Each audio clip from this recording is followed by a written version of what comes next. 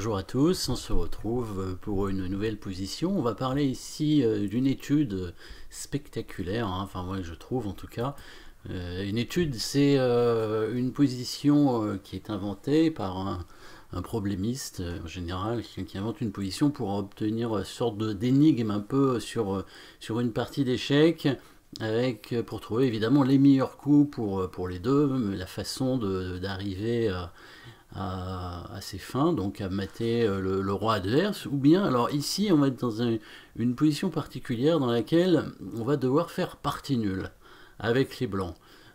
Sauf que c'est au noir de jouer au premier coup de la position, donc ce qui est assez rare en général, c'est au blanc de jouer, mais ce sont quand même les blancs qui doivent faire partie nulle. Parce qu'on va jouer évidemment les meilleurs coups pour les noirs, et donc les blancs vont devoir trouver aussi les meilleurs coups pour arriver à faire partie nulle. Alors évidemment, si les noirs ne jouent pas les bons coups, les blancs peuvent gagner, mais dans le cas d'une étude, on joue toujours les meilleurs coups, et dans le cas d'une partie d'échecs, évidemment aussi, il faut toujours anticiper les meilleurs coups de l'adversaire, jamais se dire que l'adversaire va faire une erreur. Alors ici, si c'est au blanc de jouer, évidemment c'est facile, hein, il n'y a plus que faire une promotion du pion en dame, et on ferait en plus échec directement avec la dame, donc les noirs vont devoir du coup essayer soit d'empêcher ça, soit d'être malin en attaquant eux-mêmes le roi blanc qui est quand même en danger, hein, puisqu'il n'y a pas de protection pour l'instant. Il y a quand même dame, tour et fou dans la position, donc ça fait beaucoup, sachant que oui, il y a un autre pion, effectivement, qui peut aussi faire dame sur échec ici, donc deux menaces concrètes de la part des blancs. Alors, les noirs jouent, il faut faire un coup forcé, les noirs font échec, voilà. Bon, c'est le seul échec de la position, il n'y a pas trop le choix. Le roi est obligé de monter, donc pour l'instant, il n'y a pas trop de problème, c'est sûr. On est un peu forcé, ce sont des coups forcés, tout simplement. Les noirs doivent continuer à faire échec, sinon ils vont se retrouver très très embêtés, comme on a dit, avec la promotion dame sur échec. La dame noire peut pas vraiment faire échec, puisqu'il y a la tour qui protège ici sur la rangée, le roi aussi, la dame ne serait pas protégée si elle fait échec, donc il n'y a que le fou qui peut faire échec, ici, tout simplement. Fou C7 échec. Bon, je vous passe les autres variantes qui sont complexes. Fou C7 échec. Le roi blanc ne peut plus bouger, donc il faut couvrir l'échec obligatoirement. Et on pourrait pas couvrir avec le fou, étant donné que si on couvre avec le fou, il y a un gros risque qu'on se fasse mater tout simplement, puisqu'il y a la tour noire ici qui va jouer. Donc par exemple, si le fou vient couvrir ici sur échec, les noirs feraient maintenant dame échec en G1, parce que la tour serait protégée par la dame. Et c'est l'inverse, la dame serait protégée par la tour, évidemment, vous avez compris. Le roi doit obligatoirement monter ici en H3, et on pourrait mater en deux coups, assez simplement comme ça, en mettant la tour en G3. Le fou serait obligé de prendre, la dame reprendrait, protégée par le fou, et ce serait donc échec et mat. Voilà, donc les blancs peuvent pas faire n'importe quoi, ils sont obligés de couvrir en avançant leur pion en F4 ici. Seul coup de défense pour éviter, pour parer l'échec de l'adversaire. Voilà, les noirs qui du coup n'ont plus beaucoup d'échecs dans cette position, donc la dame noire peut toujours pas faire échec sans se mettre en prise. Un échec possible, ce serait de prendre le pion ici avec le fou, mais la tour reprendrait le fou tout simplement. Et les blancs auraient les menaces, les deux menaces de promotion dame, toujours en plus d'attaquer la dame noire. Donc là, il y aurait trop de menaces, et les noirs n'ont plus d'échecs. Donc les noirs doivent être malins, bien entendu. Et essayer de contrer un petit peu maintenant les promotions des pions qui vont avancer, et ils vont prendre l'un des pions, ils vont prendre ce pion avec la tour, voilà, parce que ils ont mis leur tour maintenant sur la même colonne que le roi blanc, et ils vont permettre à leur roi de bouger en faisant échec. Si jamais les blancs faisaient dame maintenant, donc c'était leur idée de départ, promotion dame en faisant échec, et le problème c'est que le roi peut bouger en faisant lui-même échec. Et puis ça va conduire au mat assez rapidement, hein, puisqu'il n'y a plus moyen de bouger avec le roi blanc, et pour couvrir, on va tout prendre, on va prendre les pièces, hein, qui vont couvrir avec la tour noire pour mater. Donc on n'avance pas ce pion, et il va falloir empêcher cette menace des noirs. Et le seul coup, très difficile à trouver, c'est amener la tour ici en G2.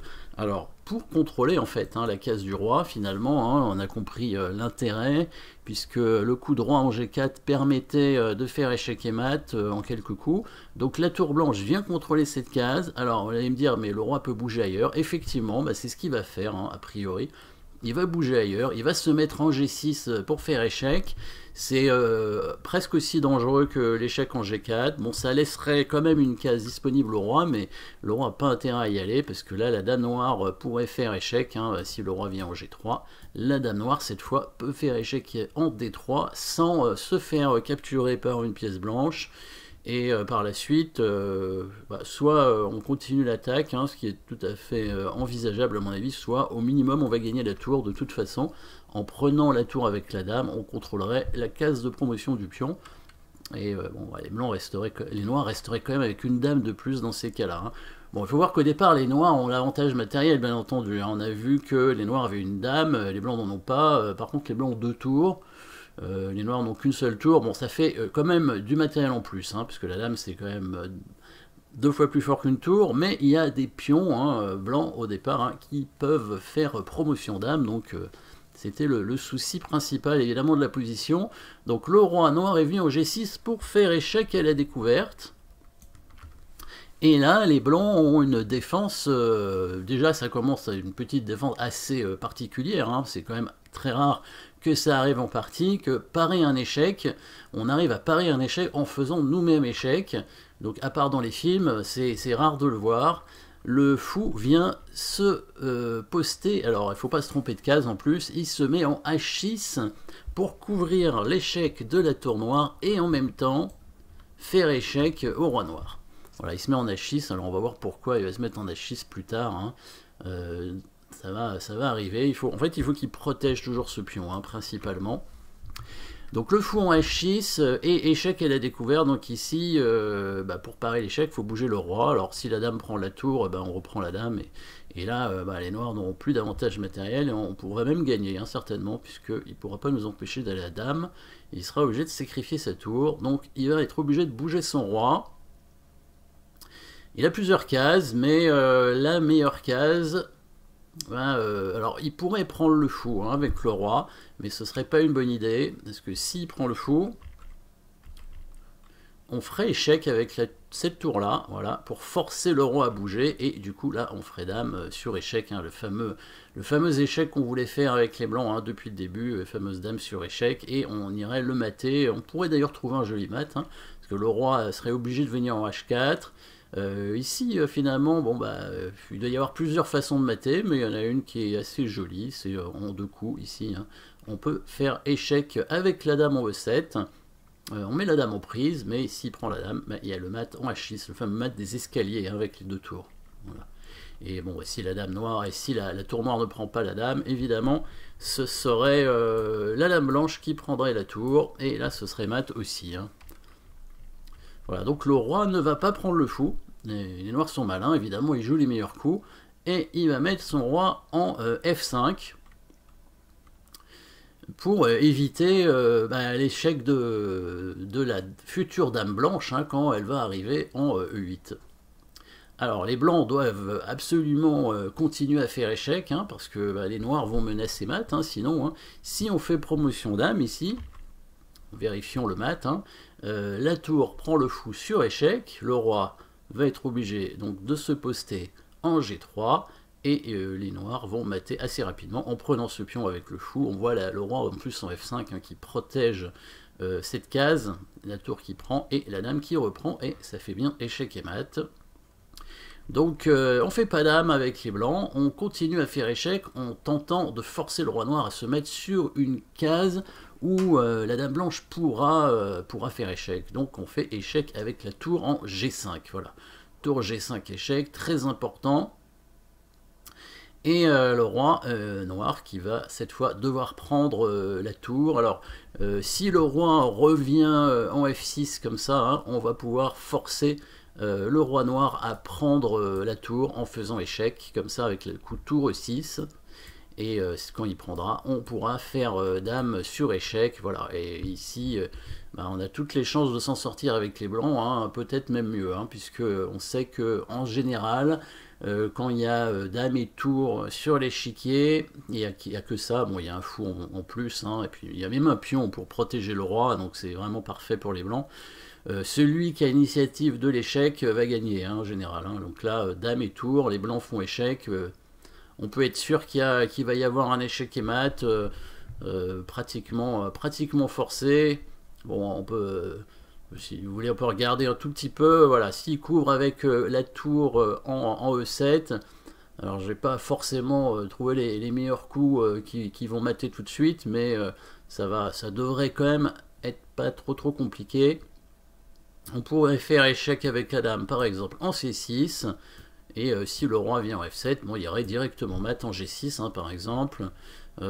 Si le fou couvre l'échec, en se mettant ici en D6, on pourrait faire dame C8 échec. Voilà, et puis si le roi vient en F6, il y aurait encore un échec en F8. Et si le roi revient, voilà, on va mater en F5. Voilà, bon, de toute façon, le but des blancs n'était pas forcément de gagner au départ, hein, mais bien de faire partie nulle. Donc là, on n'a pas joué évidemment le bon coup avec les noirs, hein, et c'est pour ça que les blancs arrivent à gagner. Donc on reprend au coup tour G5 échec, et là les noirs jouent toujours le meilleur coup, et ils vont prendre la tour maintenant. Ils font roi prend tour en E4. Voilà. Donc ça permet évidemment aux blancs de faire dame sur échec. Les blancs sont enfin réussi à faire ce coup de promotion dame. Donc là, c'est compliqué pour les noirs. Comment ils vont réussir à s'en sortir? En fait, ils sont très malins. Hein. Faut savoir que les noirs sont malins toujours. Ils ont trouvé un coup toujours grâce à l'attaque à la découverte, en prenant le pion en F4, voilà, c'est le seul coup en fait, hein, parce que sinon, encore une fois, les blancs auront l'initiative des échecs et vont réussir à mater à coup sûr avec dame et tour.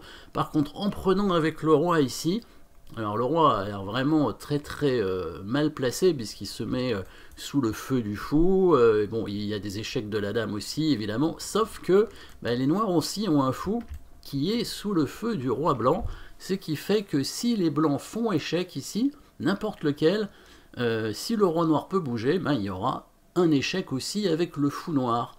Donc c'est l'idée des blancs, des noirs ici évidemment, si la dame blanche fait échec, ou si la tour blanche découvre le fou en faisant échec, le roi pourra bouger en faisant lui-même échec à la découverte, hein, le fameux échec à la découverte du fou. Donc ici, très embêtant pour les blancs. Hein. Alors un échec double ne servira à rien, puisque le roi pourrait prendre la tour en faisant échec de toute façon. Hein, de toute façon, le roi veut bouger, et je ne pense pas que les blancs puissent faire échec en empêchant le roi de bouger. Sachant qu'en plus, si la tour bouge en faisant échec à la découverte, ben, la tour noire pourrait très bien prendre le fou aussi, hein, s'il n'y a pas échec double. Parce qu'elle ferait échec aussi en prenant le fou. Hein. Donc on peut imaginer, si les blancs sont malins, toujours, hein, faire échec par exemple avec la tour sur la diagonale du fou, pour éviter que le roi bouge en faisant échec. Donc là, la tour obstrue hein, la diagonale du fou. Du coup, bah, le roi noir ne bougera pas en faisant échec, sauf que bah, c'est la tour noire qui prend le fou et qui fait elle-même échec. Donc là, on se retrouve dans un dilemme avec les blancs, et c'est là qu'on retrouve vraiment le coup spectaculaire des blancs pour faire partie nulle, hein, parce que finalement bah, les blancs, ils ont beau avoir l'initiative de l'attaque ici avec les pièces lourdes, la dame et la tour, et le fou même, ben, ils cherchent plus à gagner, parce qu'on a vu qu'il n'y avait aucun moyen avec les blancs d'éviter l'échec prochain, l'échec futur, hein, soit du fou, soit de la tour noire. Donc on doit trouver un coup, et bah là je vous invite à mettre la pause pour essayer de trouver le coup final. Hein. C'est l'avant-dernier coup, mais c'est vraiment le coup le plus important, évidemment, à trouver. Les blancs jouent et font nul ici.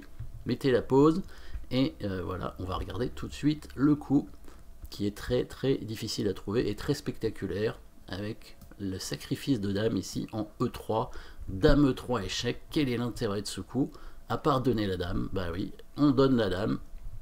C'est la raison principale en fait. On attire aussi le roi sur une case importante, puisque là, le seul coup des noirs, c'est de prendre la dame avec le roi, bien entendu, seul coup légal. Hein. Et les noirs font échec, on se dit, bah, les blancs sont fous, ils ont donné leur dame, et en plus, ils permettent un échec. De toute façon, on avait vu que c'était, on ne pouvait pas l'éviter cet échec.